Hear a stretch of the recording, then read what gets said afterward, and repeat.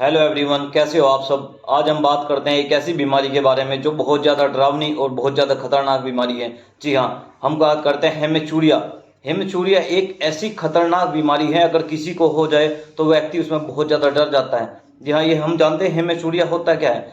Haematuria एक ऐसी बीमारी होती है जिसमें पेशाब में बहुत ज़्यादा ब्लड आने लगता है। उसमें व्यक्ति के पेशाब में बहुत ज़्यादा ब्लड के क्लॉट्स आने लगते हैं, लाल तरीके का बहुत ज़्यादा ब्लड आने लगता है पेशाब में। तो व्यक्ति बहुत ज़्यादा डर जाता है कि मेरे पेशाब में इतना ज़्यादा ब्लड किस तरह क्यों आ रहा है, के बारे में कि अगर किसी को हेमेचूरिया की शिकायत हो तो उसमें क्या क्या कारण है, किस वजह से हेमेचूरिया की दिक्कत हो सकती है। या ये आपके यूरिनरी ट्रैक में स्टोन होने की वजह से भी हो सकता है, ये आपको यूरिनरी ब्लैडर में इन्फेक्शन होने की वजह से भी हो सकता है, ये यूरिनरी ट्रैक में इन्फ्लामेशन होने की वजह से भी हो सकता है, किसी को यूरिनरी ट्रैक में ट्रॉमा हो जाने की वजह से भी हो सकता है, किसी को यूरिनरी ट्रैक में टीबी होने की वजह से भी ये हेमेचूरिया की शिकायत आ जाती है।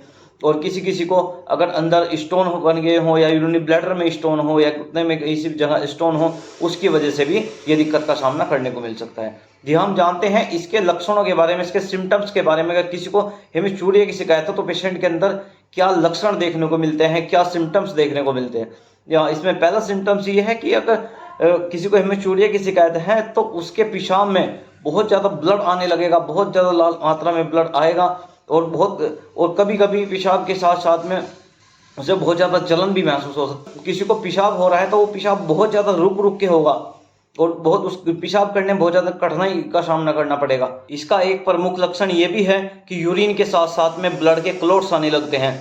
इसमें कि पेट के निचले हिस्से में दर्द रहने लगता है, उसकी जो कमर है, पैक है, उसमें पेन रहने लगता है। ये भी इसका एक मुख्यतः कारण है।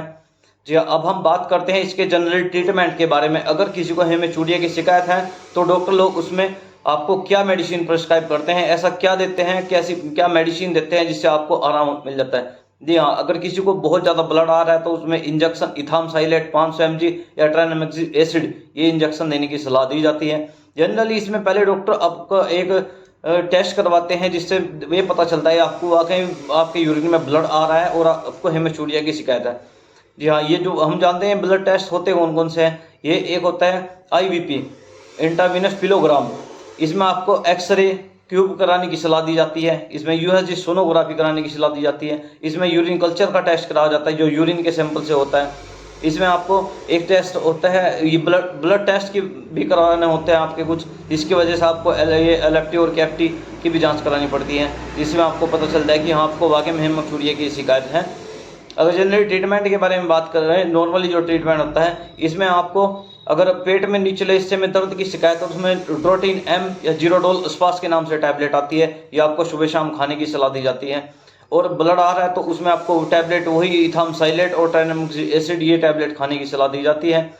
और आपको अगर पेट में गैस की शिकायत हो रही है, गैस की दिक्कत है, तो आपको कैप्सूल पेंटाप्राजोल या पेंटो 40 के नाम से जो कैप्सूल आता है, ये सुबह खाली पेट खाने की सलाह दी जाती है। इसमें अगर एल्केलाइजर की बात करें, एल्केलाइजर के तौर पे आपको एक 100 ml की बोतल आती है एल्कासोल के नाम से। इसमें सोडियम हाइड्रोजन सिट्रेट के जो साल्ट होता है, ये आपको 10 ml दिन में 3 बार पीने की सलाह दी जाती है। आधे गिलास पानी में डाल के आपको इस दवाई को पी सकते हैं।